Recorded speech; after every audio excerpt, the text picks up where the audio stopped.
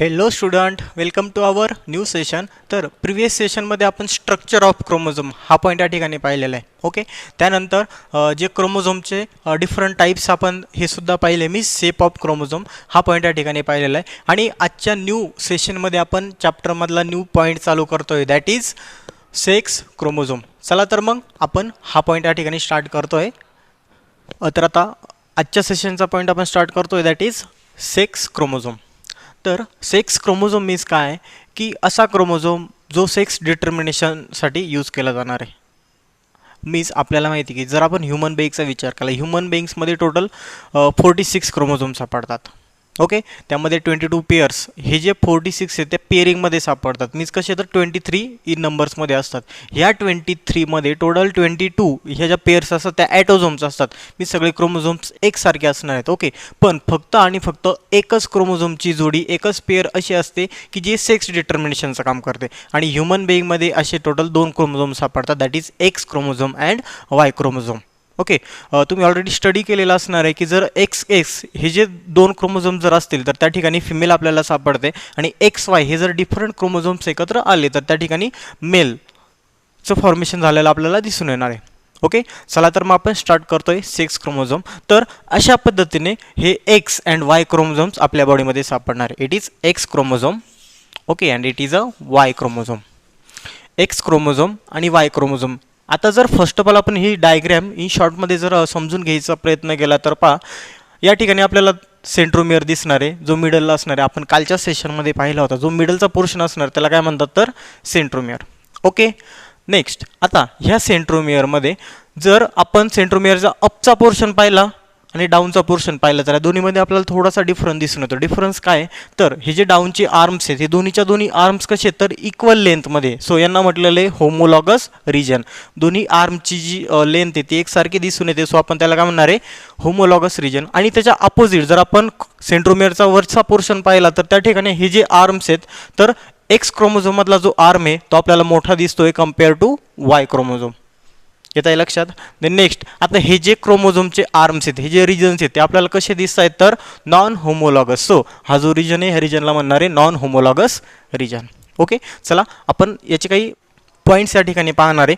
तर पहा, first point, first of all आपण सेक्स क्रोमोझोमची डेफिनेशन या ठिकाणी पाहणार आहे. डेफिनेशननुसार पहा, the chromosomes which are responsible for determination of sex. The chromosomes which are responsible for determination of sex are known as sex chromosome. Means ज्या chromosomes पासून sex determination होणार आहे, मीन्स आयदर मेल और आयदर फिमेल, त्यांना काय म्हणतात तर sex chromosome. आणि सेक्स क्रोमोझोम किती टाईपचे आहेत तर 2, that is X chromosome and Y chromosome. Okay, next point, they are known as allosomes. Okay, they are also known as allosomes, त्यांना ॲलोझोम सुद्धा म्हणतात. Next, humans have X and Y chromosomes. मी आत्ता सांगितल्या पद्धतीने जर ह्युमन बेईंगचा आपण विचार केला तर ह्युमन बेईंगमध्ये एक्स अँड वाय असे 2 डिफरंट क्रोमोझोम्स सापडतात. Okay, next, both X and Y chromosomes have homologous and non homologous region. Non homologous region मी आत्ताच तुम्हाला डायग्राममध्ये दाखवलं की जे इक्वल पोर्शन त्या ठिकाणी सापडतो त्याला म्हणणार आहे होमोलॉगस रिजन, आणि जो अनइक्वल पोर्शन या ठिकाणी सापडणार आहे त्याला म्हणतात non homologous region. Next point पहा, दर homologous regions have similar genes. आता हा जो होमोलॉगस रिजन असणार आहे यावर जे जीन्स सापडणार आहेत ते सिमिलर जीन्स असणार आहे. मीन्स फॉर एक्झाम्पल जर होमोलॉगस रिजनमध्ये आपल्याला ए हा जीन्स सापडला तर बीमध्ये सुद्धा वायमध्ये सुद्धा बी ए हा सापडणार आहे. मीन्स होमोलॉगस रिजनमध्ये एकसारखेच जीन्स सापडणार आहेत.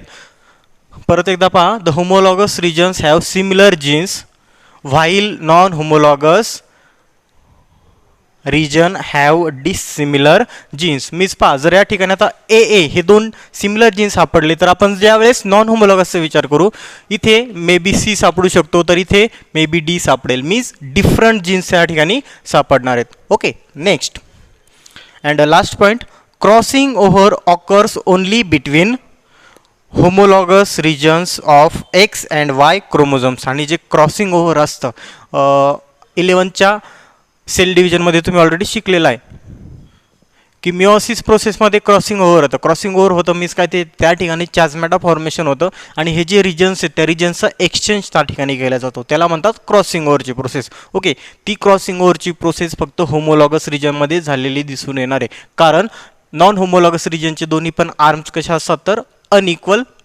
शेपचे असतात. ओके, तर आता नेक्स्ट पॉईंट, हे जे एक्स अँड वाय क्रोमोझोम्स आहेत याच्याबद्दल डिफरन्स इन शॉर्टमध्ये मी तुम्हाला या ठिकाणी एक्सप्लेन करणार आहे. चला तर मग आपण डिफरन्स या ठिकाणी पाहूयात. नेक्स्ट पॉईंट आपण या ठिकाणी स्टडी करणार आहे. ॲक्च्युली असा कोणता पॉईंट बुकमध्ये दिलेला नाही आहे, पण तुम्हाला हा पॉईंट अजून सोपा जावा म्हणून हे पॉईंट्स मी तुमच्यासाठी घेऊन आलेलो आहे. तर या ठिकाणी आपण डिफरन्स बिटवीन पाहणार आहे, तो आहे एक्स क्रोमोझोम अँड वाय क्रोमोझोमचा. डायग्रॅममध्ये लक्षात ठेवा, it is X chromosome and it is a Y chromosome.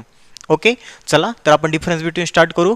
First, larger than Y chromosomes. Okay, जो एक्स क्रोमोझोम असतो तो वाय क्रोमोझोमपेक्षा कसा असणार आहे, लार्ज असणार आहे. या ठिकाणी तुम्ही पाहू शकता हा जो वाय क्रोमोझोम आहे हा थोडा शॉर्ट आहे compare to X chromosome. Okay, मी इकडे काय येणार आहे, Y chromosome that is shorter than X chromosome. हा कसा असणार आहे, एक्स क्रोमोझोमपेक्षा शॉर्ट असणार आहे. Next point, that is it is a metacentric and it is a acrocentric.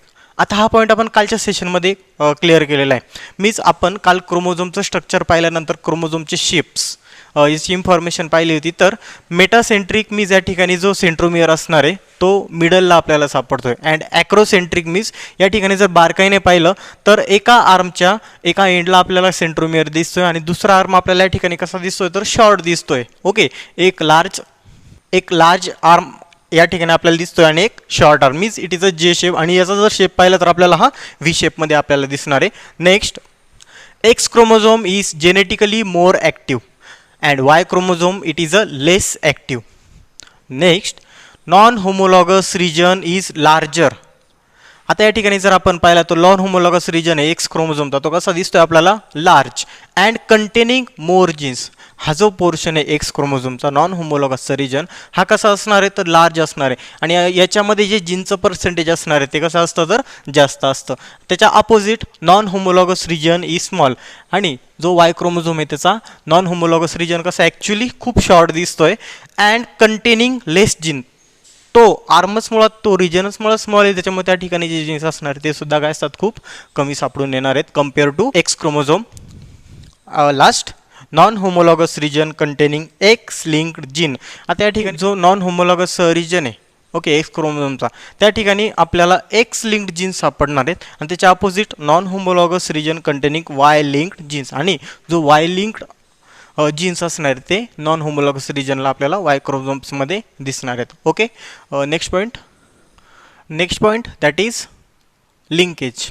आता लिंकेज काय आहे तर ही अशी एक टर्म आहे की आपल्याला माहिती जे क्रोमोझोम्स असणार आहेत त्या क्रोमोझोम्सवर प्रेझेंट असतात जीन. ओके, आणि ज्या वेळेस हे क्रोमोझोम्स जेव्हा एका पिढीपासून दुसऱ्या पिढीकडे जातील त्यावेळेस त्या क्रोमोझोमसोबत त्या क्रोमोझोम्सवर प्रेझेंट असणारे जीन आहे तसेच पुढच्या जनरेशनकडे कॅरी फॉरवर्ड केले जातात. मीन्स ते जनरेशन टू जनरेशन ट्रान्सफर करण्याची प्रोसेस किंवा जनरेशन टू जनरेशन ट्रान्सफर ते क्रोमोझोम सोबतच होणार आहेत. ओके, इन शॉर्टमध्ये आता आपण याचं मी तुम्हाला समजून सांगतो. पहा, for example it is a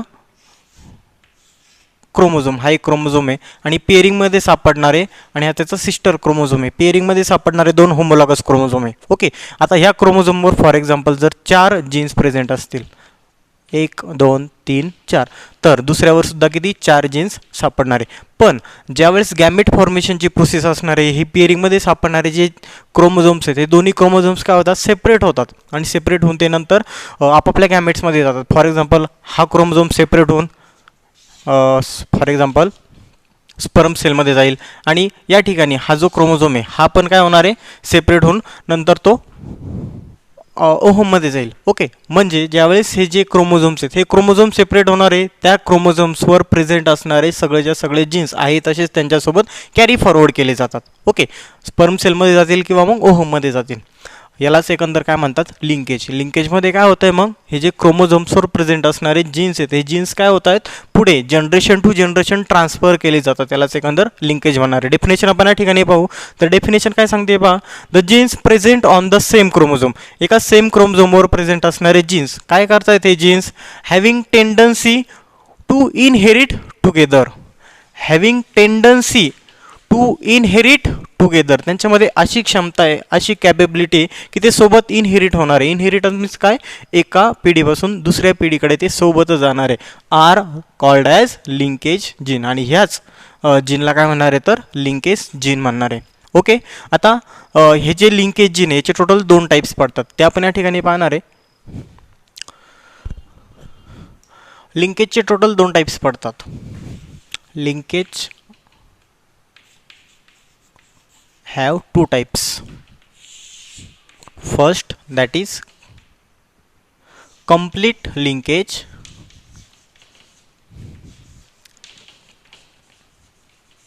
and another one that is incomplete linkage. आता जर याचा नावातच मिनिंग आपण पाहिला तर कंप्लीट लिंकेज मीन्स या ठिकाणी जे लिंकेज होणार आहे ते कम्प्लिटली होणार आहे.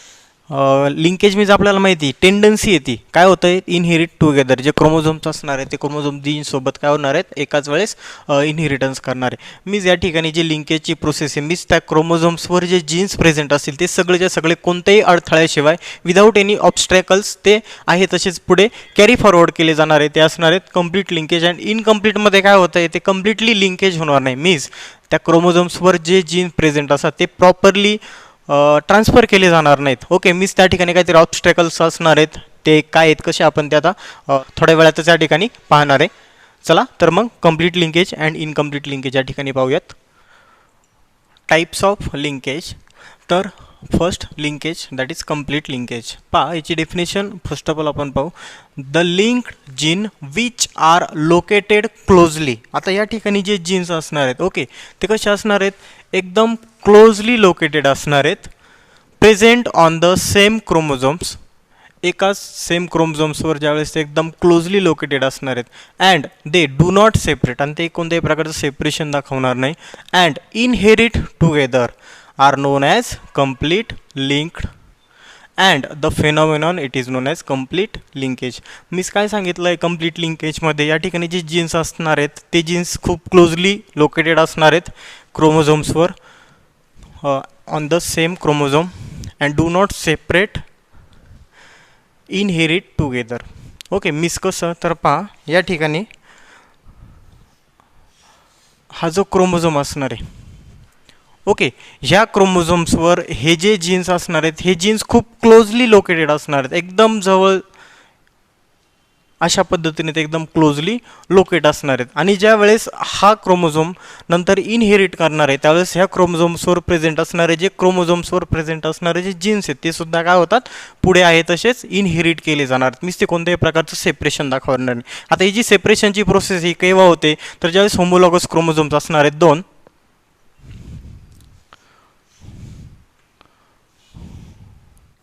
जर अशा पद्धतीने हे डिफरंट जीन्स असतील, आता ज्यावेळेस यांचं क्रॉसिंग ओव्हर घडून येतं, ज्यावेळेस या ठिकाणी क्रॉसिंग ओव्हर घडून येणार आहे मीन्स इकडचे जीन्स तिकडे ट्रान्सफर होतील, तिकडचे जीन इकडे ट्रान्सफर होतील. हे आपण ॲक्च्युली सेल डिव्हिजन 11च्या चॅप्टरमध्ये शिकलेलं आहे. जी क्रॉसिंग ओव्हर प्रोसेस होते मीन्स या ठिकाणी जी रिकॉम्बिनेशनची प्रोसेस होते ही काय होणार आहे तर इकडचे जीन्स आहे तसेच फुल्ली आहे तसेच पलीकडे ट्रान्सफर केले जाणार आहे आणि इकडचे सगळे जीन्स इकडे ट्रान्सफर केले जाणार आहे. मीन्स आहे तसेच ते इनहेरिट केले जातात. मीन्स या ठिकाणी ते कोणत्याही प्रकारचं सेपरेशन दाखवणार नाहीत. यालाच एक अंतर काय म्हणतात तर कंप्लीट लिंकेज. ओके, आलं लक्षात. ह्या ज्या क्रोमोझोम्सवर जे जीन्स असणार आहेत एकतर ते फर्स्ट ऑफ ऑल एकदम क्लोजली लोकेटेड असणार आहेत आणि क्लोजली लोकेटेड असल्यामुळे या ठिकाणी जे क्रॉसिंग ओव्हर होणार आहे त्या क्रॉसिंग ओव्हरमध्ये ते आहे तसेच काय होतात तर एकदम इझिली आहे तसेच कॅरी फॉरवर्ड केले जाणार आहेत. Second that is incomplete linkage. आता ह्या इनकम्प्लीट लिंकेजमध्ये पहा, the linked genes which are located far away. आता या ठिकाणी जे जीन्स असणार आहेत ते एकमेकांपासून खूप लांब लांब असणार आहेत. त्या क्रोमोझोम्सवर जे जीन्स असणार आहेत ते एकमेकांपासून खूप लांब लांब असणार आहेत. Far away from each other on the same chromosomes. एकाच क्रोमोझोम्सवर ते असतील पण ते एकमेकांपासून खूप लांब लांब असणार आहेत. And they are separated by crossing over. आणि ज्यावेळेस क्रॉसिंग ओव्हर ही प्रोसेस होणार आहे त्यावेळेस ते काय होणार आहेत एकमेकांपासून सेपरेट होणार आहेत त्यालाच एकंदर म्हणतात incompletely linked genes and the phenomenon it is known as complete linkage. याचं एक्झाम्पल एक colour and shape of maize grains. जर आपण मेजच्या ग्रेन्स पाहिल्या मीज मक्कीच्या जर बिया पाहिल्या तर ते आपल्याला 2-3 कलरच्या सापडतात. मीन्स काही पिवळ्या सापडतात काही थोड्याफार रेडिश सापडणार आहेत काही व्हाईट सापडतात. ओके आणि कम्प्लीट लिंकेजचं एक्झाम्पल सांगायचं राहिलं that is X chromosome in male drosophila. Okay तर आता परत एकदा इनकम्प्लीट लिंकेजमध्ये पहा या ठिकाणी ह्या क्रोमोझोम्सवर जे जीन्स असणार आहेत ते एकमेकांपासून खूप सेपरेट असणार आहेत खूप लांब प्लेस केलेले असणार आहेत आणि ज्यावेळेस क्रॉसिंग ओव्हरची प्रोसेस असणार आहे त्यावेळेस ते काय होतात एकमेकांपासून सेपरेट होणार आहेत. कशा पद्धतीने तर या ठिकाणी आपण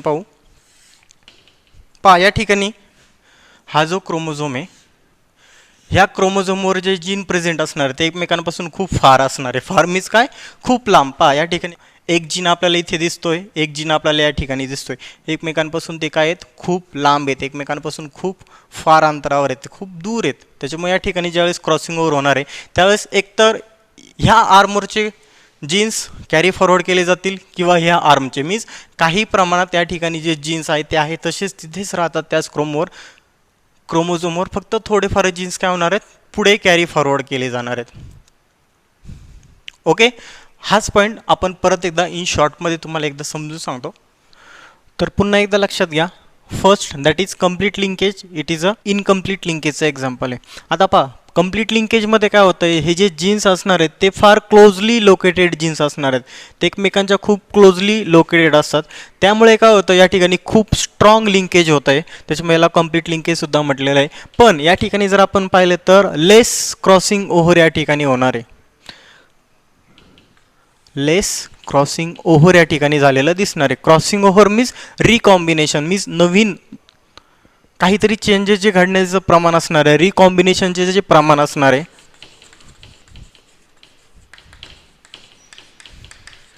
ते कसं असणार आहे तर खूप लेस असणार आहे. म्हणजे ज्यावेळेस स्ट्रॉंग लिंकेज असणार आहे त्यावेळेस लेस रिकॉम्बिनेशन दिसणार आहे. त्याच्या अपोजिट या ठिकाणी जर पाहिलं इनकम्प्लीट लिंकेजमध्ये काय दिसतंय तर डिस्टंटली लोकेटेड जीन्स हे जे जीन्स आहेत खूप असे लांब लांब लोकेटेड केलेले आहेत खूप फार एकमेकांपासून लोकेट केलेले आहेत त्यावेळेस काय होतं आहे तर वीक लिंकेज होणार आहे. वीक लिंकेज मीन्स काय हे जे जीन्स आहेत ते पुढच्या जनरेशनपर्यंत कॅरी करताना काय त्या ठिकाणी प्रॉब्लेम्स येणार आहेत. जरी वीक लिंकेज असलं पण त्या ठिकाणी more crossing over means more recombinant किंवा रिकॉम्बिनेशनची जी पर्सेंटेज असणार आहे त्याच्यामध्ये काय असणार आहेत जास्त असणार आहेत. ओके तर कंक्लुजन काय सांगता येईल द जीन्स विल इनहेरिट या ठिकाणी जी जीन्स होणार आहेत ते इनहेरिट होणार आहेत कसे तर टुगेदर इन नेक्स्ट जनरेशन एका जनरेशनपासून पुढच्या जनरेशनपर्यंत हे जीन्स सोबतच जाणार आहेत अँड या ठिकाणी genes will not inherited together in next generation आणि या ठिकाणी जे जीन्स असतात ते एका जनरेशनपासून पुढच्या जनरेशनपर्यंत प्रॉपरली आहे तसेच कॅरी फॉरवर्ड केले जाणार नाही. एकच गोष्ट लक्षात ठेवा काय तर ज्यावेळेस स्ट्रॉंग लिंकेज असणार आहे त्यावेळेस लेस रिकॉम्बिनेशन असणार आहे आणि ज्यावेळेस वीक लिंकेज असणार आहे त्यावेळेस मोर स्ट्रॉंग रिकॉम्बिनेशन असणार आहे. हा पॉईंट मी का घेतला तर बुकमधला पुढचा जो पोर्शन किंवा जो पुढचा पॉईंट पेज नंबर 60वर जी आपल्याला फिगर 3.8 दिलेली आहे तिच्यासाठी हा पॉईंट खूप गरजेचा आहे. ओके ठीक आहे या ठिकाणी आपण आपलं आजचा सेशन थांबवतोय. ठीक आहे थँक्यू भेटूयात नेक्स्ट सेशनमध्ये.